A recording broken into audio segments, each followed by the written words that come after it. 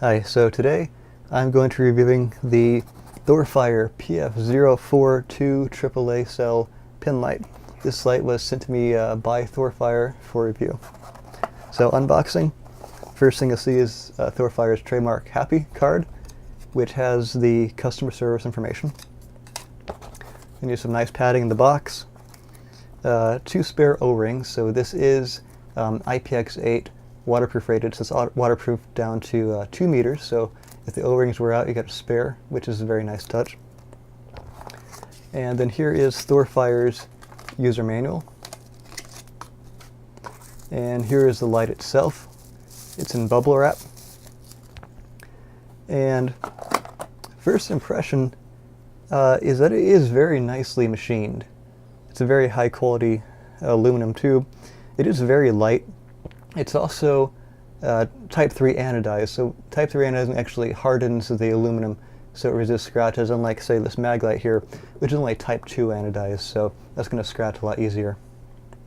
It does have a very nice pocket clip, and I've been using this a lot over the past few days, testing it out, wearing it on my slacks pocket, on my lab coat pocket, and it's a really nice pocket clip. It has about the perfect amount of tension. The edges are nicely broken, so it's not cutting up your clothing either. See, the tail switch is what's called a reverse clicky switch. So forward clicky switch, you press it part way and the light comes on, and if you don't click it all the way, you can use it as a momentary switch. Whereas with a reverse clicky switch, you have to push it all the way until it clicks for it to turn on. Now most people prefer forward clicky switches to reverse clicky switches, but this switch is actually pretty nice, and I'll explain why in a minute. Now the emitter is a nice Cree XP-G2, and if we unscrew the head here, we can add the batteries. This light, by the way, does not come with batteries, as most flashlights from companies like Thorfire do not. And you just drop in 2 AAA cells. One note here is that the threads are anodized, so they don't conduct current. So if you're ever worried about this activating by accident in your bag or in your pocket, what you can do is just slightly loosen the head a little bit, and because the threads are anodized, it acts as a lockout, so it's not going to turn on accidentally. The threads themselves are very nicely machined and nicely greased from the factory.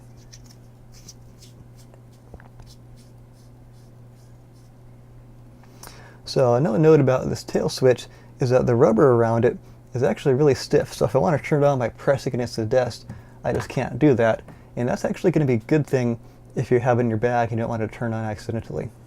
So to turn it on, you really have to press in the center of the switch. Now, there are 3 modes to this flashlight, and in order to switch through them, you just half press the switch. So now we're on moonlight mode, now we're on medium, and now we're on high. And that brings me to my first complaint about this flashlight. See, moonlight mode here, you can barely see it, and I've tried reading in the dark with it, and you got to get it to about within maybe 1 inch, maybe even less than an inch of your book if it's a non-reflective page in order to even read text. And I've tried navigating around the house with it in the dark, and only if it's pitch black and only if your eyes are completely dark adapted can you even see the beam reaching the floor. And let's see, I got a cut, and I tried to use this to examine the cut in the dark, and even then I had to get it to within about half an inch of my skin to see the cut, and at that close range the beam quality is not very good. So this moonlight mode is pretty useless, and that's really disappointing because a lot of lights, especially 18650 lights, are incorporating really useful sublumen moonlight modes, like this Thorfire VG10 here has a 0.2 lumen moonlight mode. And moonlight is all the light you need to read. Say if you're camping, you want to read a book in your tent, it's great for that. If you're out hiking and you get lost, these moonlight modes typically have 50 to 70 days. That's days, not hours of runtime. So you don't have to worry about running out of light if you're using moonlight mode a lot. Or say you're in some sort of natural disaster situation. If you're using it for 4 hours a night, that gives you about 1/3 of a year of useful light to get around or whatever, to cook, or whatever you have to do to read. And of course, by 1/3 of a year, you'll have been reconnected to the electrical grid at that point. So for this Moonlight mode to be pretty useless is a pretty big disappointment for me, because I really do like Moonlight modes. And the runtime on this Moonlight mode, by the way, is about 10 days. So half press the switch to get to medium, and this is a really nice mode. It's 50 lumens, and runtime this is 3 hours 45 minutes on 2 AAAs, which is nice. So medium is what you're going to be using this light in the most of the time. I'm using it to get around the lab in the dark, get around the house in the dark, to search for stuff inside dark cabinets and under the bed and so forth. And it's all the light you need for those tasks. And 3 hours 45 minutes with 2 AAAs is a pretty good runtime. And give it one more click. This gets you high mode, which is 210 lumens for 55 minutes. And in my experience, 200 lumens is a point where you're not feeling like you need any more light. So for a pin light like this on AAA batteries, to give a 210 lumens, again, the point where you don't need any more light, that's really excellent that I can go that high. And I especially like the mode spacing and the half click, so generally when I'm using this light, I'll be using it in mid, which is 50 lumens, and if I need more light, I just half press, and then I'm at 210 lumens. So, very nice mode spacing, and very nice output for the mid and high mode for this light. So, to give you a size and weight comparison, I have a ballpoint pen here. The size is pretty similar. It's a little bit thicker. It weighs probably about a little more than twice as much as a plastic ballpoint pen, but the weight is not much more than a high-end middle-bodied pen, even with the 2 AAA batteries. So that's very nice. So I've got a few flashlights here for comparison, and this is a Maglite XL50.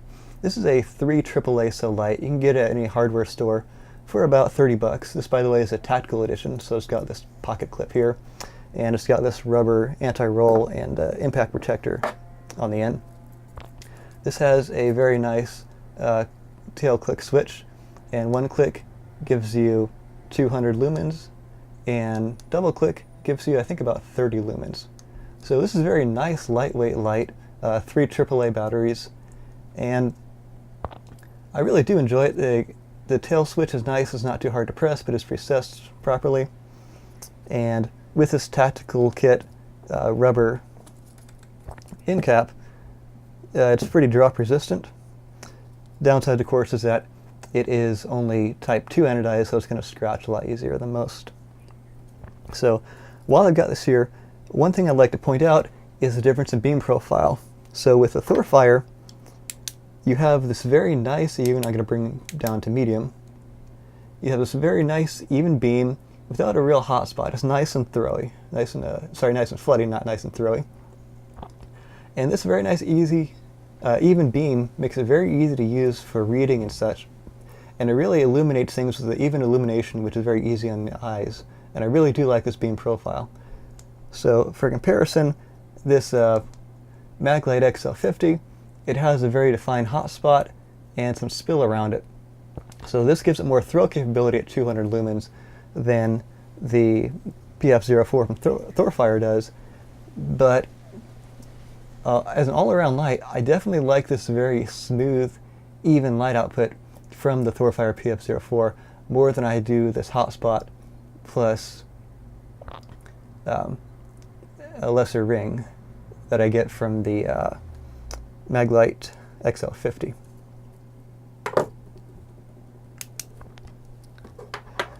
So here's another light with a similar profile to the Maglite XL50, which is the hotspot plus spill. This is another Thorfire. This is the VG10, and this takes a 18650 battery. So for comparison here, I have 3 batteries, and left is a 750 milliamp hour in a loop AAA. In the middle we have a, I believe, 1900 milliamp hour in a loop AA. And on the right, this is a 2600 milliamp hour 3.6 volt, 3.7 volt lithium ion 18650 battery from Tenergy. Although most of my 18650s are higher end 3400 milliamp hour batteries.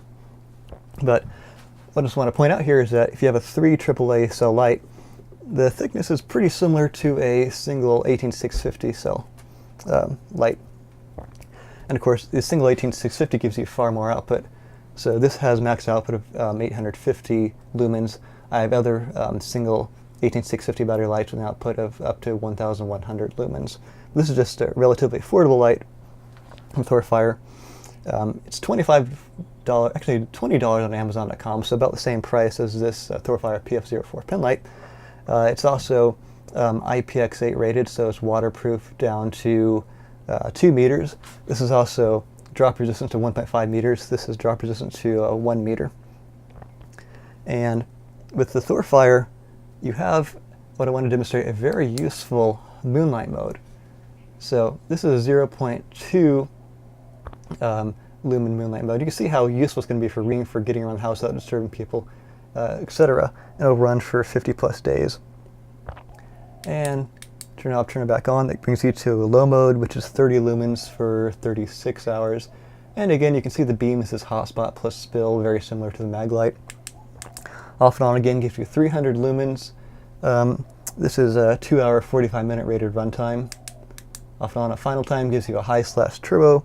This is about 850 lumens for about 55 minutes. But the head does get fairly hot fairly fast. It has these nice aluminum fins to radiate the heat. But still, I wouldn't want to leave it running in this high mode for more time than I have to. So this is, as I said, $20 on Amazon. But most people won't have 18650 lithium-ion batteries around. So they do offer a package, which is the light plus one 18650 protected battery plus a charger for, I think, $35. So if you want to get into 18650 lights, this Thorfire VG10 package, by the way, is a very excellent way to do that. All right, so final thoughts. I am really impressed with this light, a lot more than I thought it'd be. Now that I'm into 18650 lights, I'm not too impressed with AA or AAA powered lights anymore. But this one did manage to impress me. First off, it has this very nice, even throw to the beam. It's a very floaty beam, which is really useful to me. I really like the nice evenness of the throw. It's also lightweight. It's very nicely machined. It's smooth, so it's not going to tear up your clothing. And I was surprised that this ended up becoming one of my everyday carry lights here. Of course, there are a couple complaints about it. The first of which is that the moonlight mode is pretty useless. And the second complaint that I have is that if you're walking around with it in your pants pocket, maybe you can hear this. You can hear the two AAA batteries clicking around a lot. Although I guess you could wrap them in a little bit of electrical tape and that would take care of that problem. So, final verdict, this Thorfire is a really nice light. It surprised me by becoming one of my everyday carry lights. Between this, which is about $20 with no batteries included, and the Maglite XL50 Tactical, which you can get at any hardware store, I would say that I do like the Thorfire a little bit better. It just has that nice, floody, even beam. And although I do like the Maglite XL50 for its lightweight and nice switch, I'd say I would still choose the Thorfire PF04 over that for my AAA light. Alright, so if you have any questions, please comment on the video. And if you would like to see beam shots, again, comment. If I get enough requests, I will shoot some nice beam profiles, beam shots for you guys. Alright, take care.